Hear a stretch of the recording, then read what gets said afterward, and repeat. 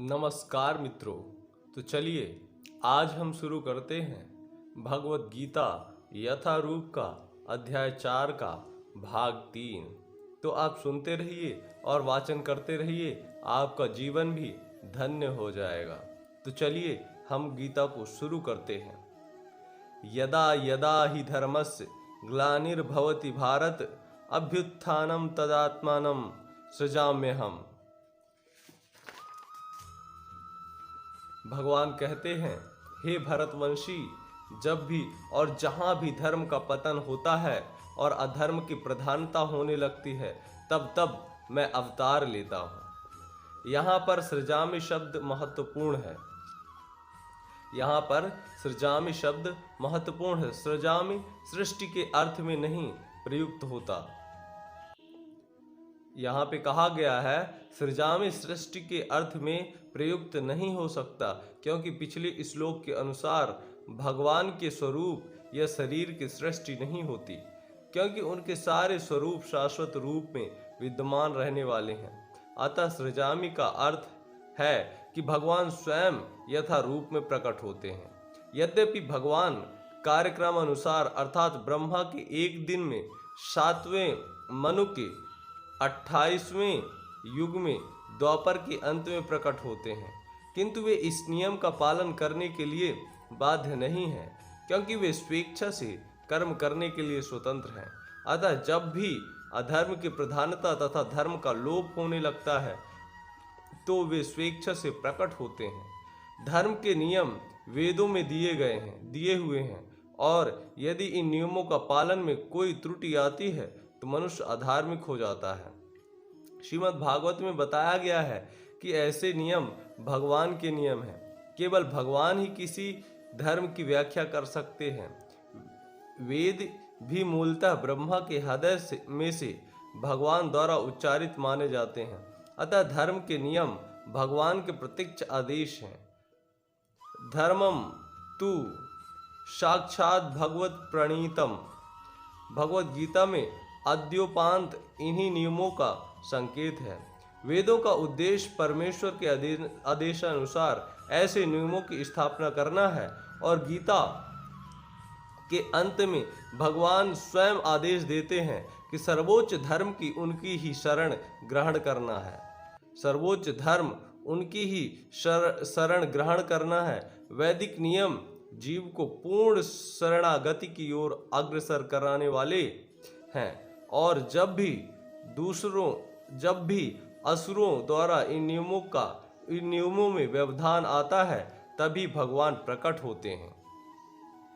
श्रीमद् भागवत गीता पुराण से हम जानते हैं कि बुद्ध कृष्ण के अवतार हैं, जिनका प्रादुर्भाव उस समय हुआ जब भौतिकवाद का बोलबाला था, और भौतिकवादी लोग वेदों को प्रमाण बनाकर उसकी आड़ ले रहे थे। यद्यपि वेदों में विशिष्ट कार्यों के लिए पशु बलि के विषय में कुछ सीमित विधान थे, किंतु आसुर प्रवृत्ति वाले लोग वैदिक नियमों का संदर्भ दिए बिना पशु बलि को अपनाए हुए थे। भगवान बुद्ध इस अनाचार को रोकने तथा अहिंसा के वैदिक नियमों की स्थापना करने के लिए अतिरिक्त अवतरित हुए। अतः भगवान के प्रत्येक अवतार का विशेष उद्देश्य होता है, और इन सब का वर्णन शास्त्रों में हुआ है। यह तथ्य नहीं है कि केवल भारत की धरती में भगवान अवतरित होते हैं। वे कहीं भी और किसी भी काल में इच्छा होने पर प्रकट हो सकते हैं। वे प्रत्येक अवतार लेने पर धर्म के विषय में उतना ही कहते हैं जितना कि उस परिस्थिति में जन समुदाय विशेष समझ सकता है, लेकिन उद्देश्य एक ही रहता है, लोगों को ईश भावना भावित करना तथा धार्मिक नियमों के प्रति आज्ञाकारी बनाना। कभी वे स्वयं प्रकट होते हैं तो कभी अपने प्रामाणिक प्रतिनिधियों को अपने पुत्र या दास के रूप में भेजते हैं, या वेश बदलकर स्वयं ही प्रकट होते हैं।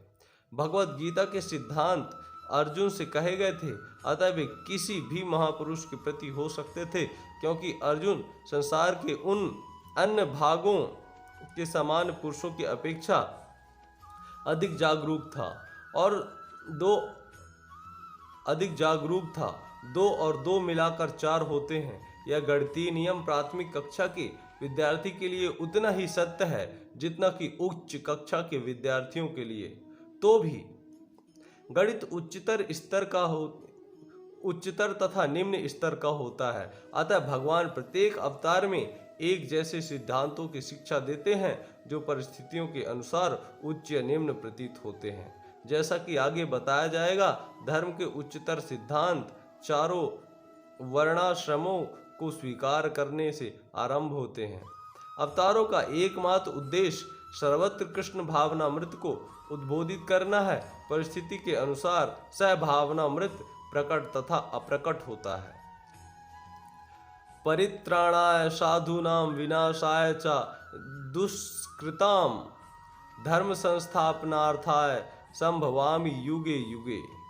भक्तों का उद्धार करने, दुष्टों का विनाश करने तथा धर्म की फिर से स्थापना करने के लिए मैं हर युग में प्रकट होता हूँ, ऐसा भगवान श्री कृष्ण अर्जुन से कहते हैं। भगवत गीता के अनुसार साधु यानी पवित्र पुरुष कृष्ण भावना भावित व्यक्ति है। अधार्मिक लगने वाले व्यक्ति में भी यदि पूर्ण कृष्ण चेतना हो तो उसे साधु समझना चाहिए। दुष्कृताम उन व्यक्तियों के लिए आया है जो कृष्ण भावना मृत की परवाह नहीं करते। ऐसे दुष्कृताम या उपद्रवी मूर्ख तथा अधम व्यक्ति कहलाते हैं, भले ही वे सांसारिक शिक्षा से विभूषित क्यों न हो। इसके विपरीत यदि कोई 100% कृष्ण भावनामृत में लगा रहता है तो वह विद्वान या संस्कृत न भी हो, सुसंस्कृत।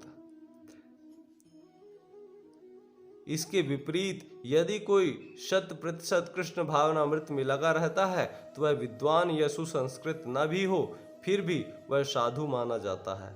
जहाँ तक अनीश्वरवादियों का प्रश्न है, भगवान के लिए आवश्यक नहीं कि वे इनके विनाश के लिए उस रूप में अवतरित हों जिस रूप में वे रावण तथा कंस का वध करने के लिए हुए थे। भगवान के ऐसे अनेक अनुचर हैं जो असुरों का संहार करने में सक्षम हैं, किंतु भगवान तो अपने उन निष्काम भक्तों को तुष्ट करने के लिए विशेष रूप से अवतार लेते हैं जो असुरों द्वारा निरंतर तंग किए जाते हैं।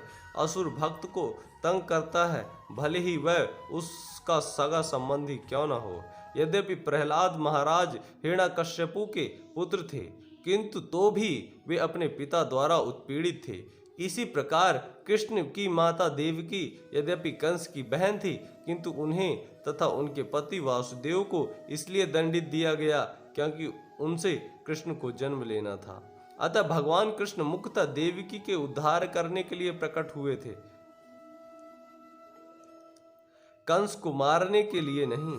किंतु ये दोनों कार्य एक साथ संपन्न हो गए। अतः यह कहा जाता है कि भगवान भक्त का उद्धार करने तथा दुष्ट असुरों का संहार करने के लिए विभिन्न अवतार लेते हैं। कृष्णदास कविराज कृत चैतन्य चरितामृत के निम्नलिखित श्लोकों से अवतार के सिद्धांतों का सारांश प्रकट होता है।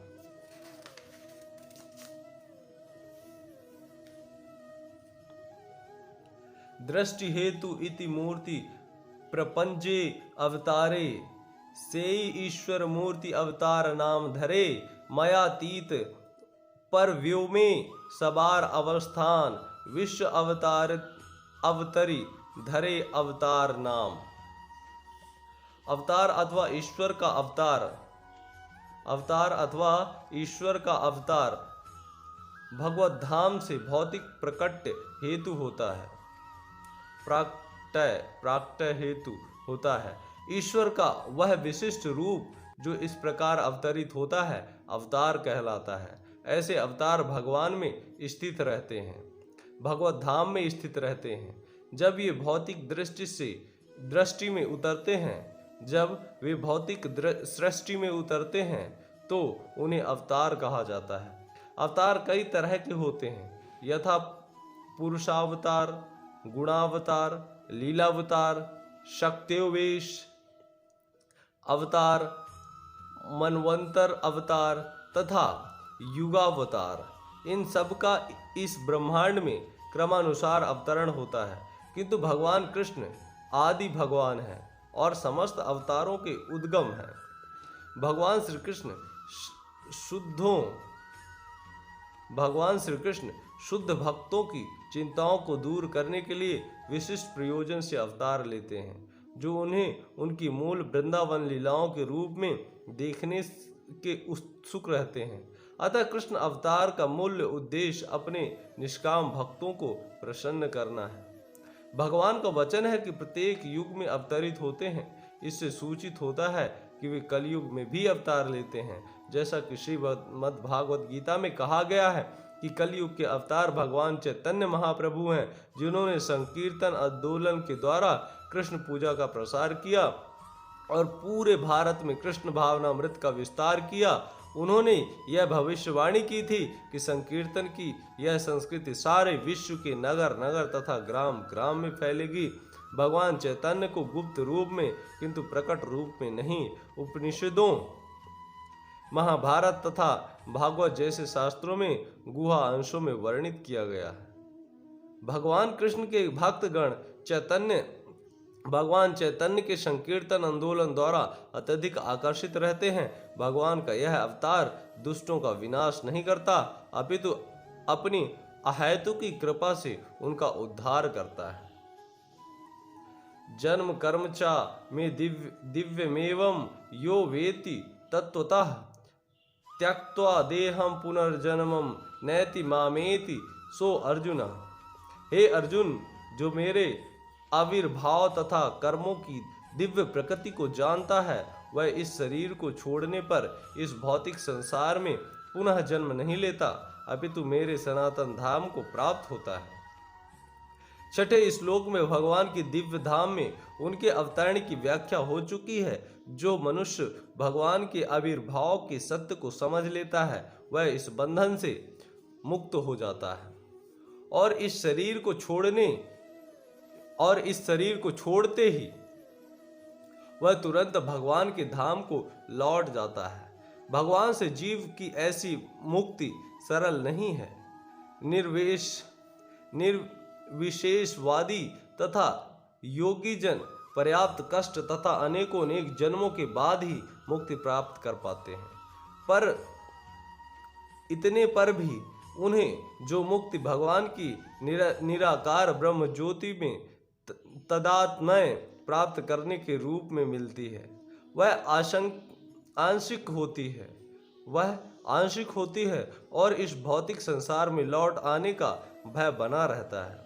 किंतु भगवान के शरीर की दिव्य प्रकृति तथा उनके कार्यकलापों को समझने मात्र में से भक्त इस शरीर का अंत होने पर भगवत धाम को प्राप्त होता है और उसे इस संसार में लौट आने का भय नहीं रहता। ब्रह्म संहिता में बताया गया है कि भगवान के अनेक रूप तथा अवतार हैं। अद्वैतम च्वित्तम नादिमन अंत रूपम। यद्यपि भगवान के अनेक दिव्य रूप हैं, किंतु फिर भी वे अद्वय भगवान हैं। इस तत्व को विश्वास पूर्वक समझना चाहिए। यद्यपि यह संसारी विद्वानों तथा ज्ञान योगियों के लिए अगम्य है, जैसा कि वेदों पुरुष बोधनी उपनिषद में कहा गया है। एको देवो नित्य लीलानुरक्तो भक्त व्यापी हद्यंतरात्मा। एक भगवान अपने निष्काम भक्तों के साथ अनेकानेक दिव्य रूपों में सदैव संबंधित है। इस वेद वचन की स्वयं भगवान ने गीता के इस श्लोक में पुष्टि की है, जो इस सत्य को वेद तथा भगवान के प्रमाण के आधार पर स्वीकार करता है और शुष्क चिंतन में समय नहीं गंवाता। वह मुक्ति की चरम सिद्ध प्राप्त करता है। इस सत्य को श्रद्धा पूर्वक स्वीकार करने से मनुष्य निश्चित रूप से मुक्त कर सकता है। इस प्रसंग में वैदिक वाक्य तत्वमसि लागू होता है। जो कोई भगवान कृष्ण को परम ब्रह्मा करके जानता है या उनसे यह कहता है कि आप ही परम ब्रह्मा श्री भगवान हैं, वह निश्चित रूप से अविलंब मुक्त हो जाता है। फलस्वरूप उसे भगवान की दिव्य संगति की प्राप्ति निश्चित हो जाती है। दूसरे शब्दों में ऐसा श्रद्धालु भगवत भक्त सिद्ध प्राप्त करता है। इसकी सृष्टि निम्नलिखित वेद वचन से होता है। तमेव विदित्वाति मृत्युमेति न्यायः पंथा विद्यते अयनाय। श्री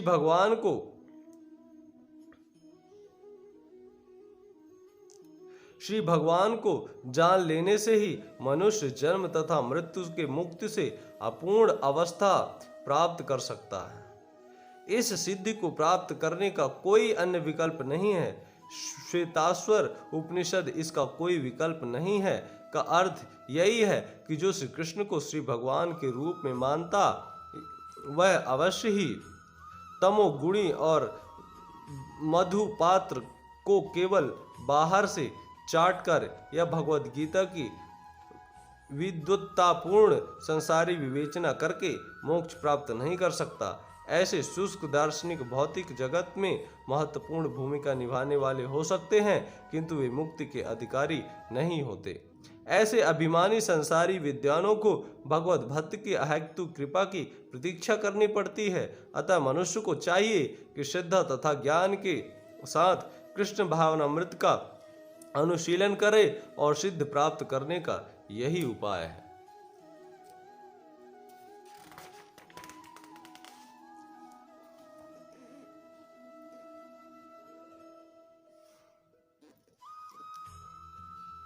वीतरागभा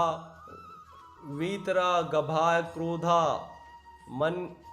मनमया मनुपाश्रिता बहवो ज्ञान तपसा पूता मद्भवा मागता।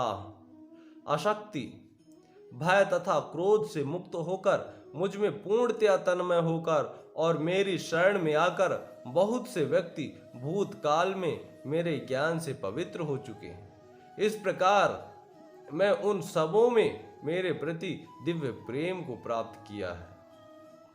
जैसे कि पहले कहा जा चुका है, विषयों में आसक्त व्यक्ति के लिए परम सत्य के स्वरूप को समझ पाना अत्यंत कठिन है।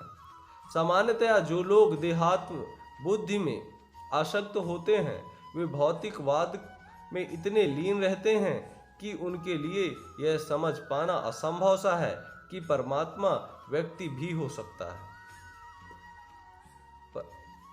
परमात्मा व्यक्ति भी हो सकता है। ऐसे भौतिकवादी व्यक्ति इसकी कल्पना तक नहीं कर पाते कि ऐसा भी दिव्य शरीर है जो नित्य तथा सच्चिदानंदमय है। भौतिक धारणा के अनुसार शरीर नाशवान, अज्ञानमय तथा अत्यंत दुखमय होता है। अतः जब लोगों को भगवान के साकार रूप के विषय में बताया जाता है तो उनके मन में शरीर की यही धारणा बनी रहती है। ऐसे भौतिकवादी पुरुषों के लिए विराट भौतिक जगत का स्वरूप ही परम तत्व है। फलस्वरूप वे परमेश्वर को निराकार मानते हैं और भौतिकता में इतने तल्लीन रहते हैं कि भौतिक पदार्थ से मुक्ति के बाद भी अपना स्वरूप बनाए रखने के विचार से डरते हैं। जब उन्हें यह बताया जाता है कि आध्यात्मिक जीवन भी व्यक्तिगत तथा साकार होता है तो वे पुनः व्यक्ति बनने से भयभीत हो उठते हैं। फलतः वे निराकार शून्य में तदाकार होना पसंद करते हैं। सामान्यतया वे जीवों की तुलना समुद्र के बुलबुलों से करते हैं जो टूटने पर समुद्र में ही लीन हो जाते हैं। पृथक व्यक्तित्व से रहित आध्यात्म जीवन की यह चरम सिद्धि है। यह जीवन की भयावह अवस्था है जो आध्यात्मिक जीवन के पूर्ण ज्ञान से रहित है। इसके अतिरिक्त ऐसे बहुत से मनुष्य हैं जो आध्यात्मिक जीवन को तनिक भी नहीं समझ पाते। अनेक वादों तथा दार्शनिक चिंतन की अवधि विगत संगतियों से परेशान होकर वे कब उठते हैं, वे ऊब उठते हैं या क्रुद्ध हो जाते हैं और मूर्खतावश यह निष्कर्ष निकालते हैं कि परम कारण जैसा कुछ नहीं है, अतः प्रत्येक वस्तु अंतोगत्वा शून्य है। ऐसे लोग जीवन की करुणावस्था में होते हैं। कुछ लोग भौतिकता में इतने आसक्त रहते हैं कि वे आध्यात्मिक जीवन की ओर कोई ध्यान नहीं देते, और कुछ लोग तो निराशावश सभी प्रकार के आध्यात्मिक चिंतनों से क्रुद्ध होकर प्रत्येक वस्तु पर अंधविश्वास करने लगते हैं, प्रत्येक वस्तु पर अविश्वास करने लगते हैं। इस अंतिम कोटि के लोग किसी की न किसी मादक वस्तु का सहारा लेते हैं और उनके मति भ्रमित को कभी कभी आध्यात्मिक दृष्टि मान लिया जाता है। मनुष्य को भौतिक जागृत के प्रति आसक्ति की तीनों अवस्थाओं से छुटकारा पाना होता है। ये आध्यात्मिक जीवन की उपेक्षा, आध्यात्मिक साकार रूप का भय, जीवन की हताशा से उत्पन्न शून्यवादी की कल्पना। जीवन की इन तीनों अवस्थाओं से छुटकारा पाने के लिए प्रामाणिक गुरु के निर्देशन में भगवान की शरण ग्रहण करना और भक्तिमय जीवन के नियमन तथा विविध विधि विधानों का पालन करना आवश्यक है। भक्तिमय जीवन की अंतिम अवस्था भाव का दिव्य ईश्वरीय प्रेम कहलाती है। भक्ति रसामृत संधि के अनुसार भक्ति का विज्ञान इस प्रकार है। आदौ श्रद्धा ततः साधु संगो अथ भजन क्रिया ततो अनर्थ निवृत्ति स्यात् ततो निष्ठा रुचि स्थितः अथासक्ति स्थितो भाव स्थितः प्रेमाभ्युदंचिति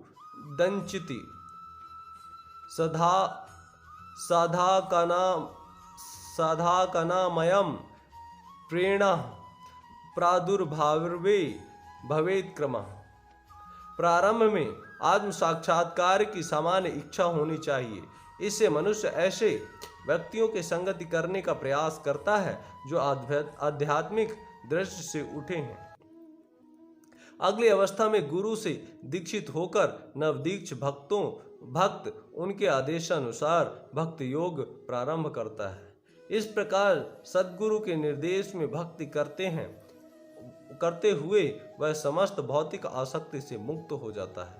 इसके आत्म साक्षात्कार में स्थिरता आती है और वह श्री भगवान कृष्ण के विषयों में श्रवण करने के लिए रुचि विकसित करता है। इस रुचि से आगे चलकर कृष्ण भावनामृत में आसक्ति उत्पन्न होती है, जो भाव में अथवा भगवत प्रेम के प्रथम सोपान में परिपक्व होती है। ईश्वर के प्रति प्रेम ही जीवन की सार्थकता है। प्रेम अवस्था में भक्त भगवान की दिव्य प्रेमा भक्ति में निरंतर लीन रहता है। अतः भक्ति की मंद विधि से प्रामाणिक गुरु के निर्देश में सर्वोच्च अवस्था प्राप्त की जा सकती है और समस्त भौतिक आसक्ति व्यक्तिगत आध्यात्मिक स्वरूप के भय तथा शून्यवाद से उत्पन्न हताशा से मुक्त हो सकता है तथा मनुष्य की अंत में भगवान के धाम को प्राप्ति हो सकती है। दोस्तों, आपने सुना भगवत गीता यथारूप का अध्याय 3। अब हम आपको अगले दिन अगले भाग के साथ मिलेंगे और तब तक के लिए आप बने रहिए हमारे साथ और देखते रहिए हमारे नए नए वीडियोस को। आपका बहुत बहुत धन्यवाद। जय श्री कृष्ण।